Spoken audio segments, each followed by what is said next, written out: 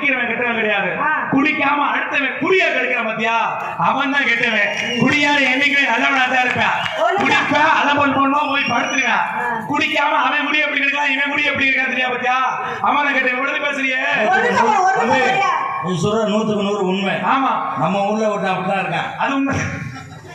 ஒரு நிமிஷம் நான் சொல்றேன். சொல்லுங்க. அடுத்த முடிய கெடுக்காம இருந்தா நல்லவன் சொல்றியா? முதல்ல உன் குடும்பத்தை நல்லபடியா வச்சுக்கிறே. முதல்ல அடுத்த குடும்பத்தை பத்தி யோசிக்க ஒண்ணு. உனக்கு என்ன யோசிக்க இருக்கு? விடுதலை பேசுறீங்கல்ல, குடிகாரன குழந்தை ஒண்ணுமா? எப்படி சொல்ற நீ? நம்ம ஏன் தெரியுமா சொல்றேன்? ஒரு பெரும் உனக்கு ஸ்நாக்ஸ் அப்புறம் ஏன் தெரியுமா சொல்ற? அந்த சைடு வந்து பேசாம ஏன் தெரியுமா சொல்றேன்? குடிகாரன் குழந்தை ஒண்ணு. எப்படி சொல்ற? ஒரு பிறந்த குழந்தை எப்படி உடம்புல ஒட்டு துணி இல்லாம பறந்து கிடக்கும். ஒரு கட்டிக்கு இன்னொரு கட்டிக்கு சேர்த்து போட்டா நாங்க ரோட்ல அப்படித்தான் கிடப்போம். இவ்வளவு பேசுறீங்க.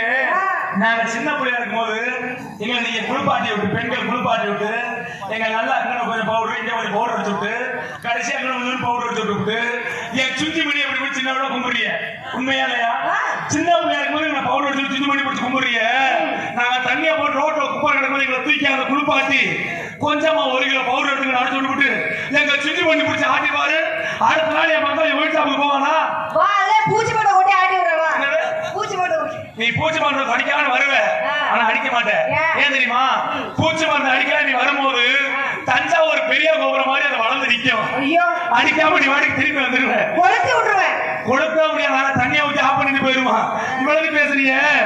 இவ்வளவு பேசலாமா? எல்லாருமே பெண்களுக்கு கூட ஆண்கள் நாங்க மரியாதை கொடுக்குறோம்.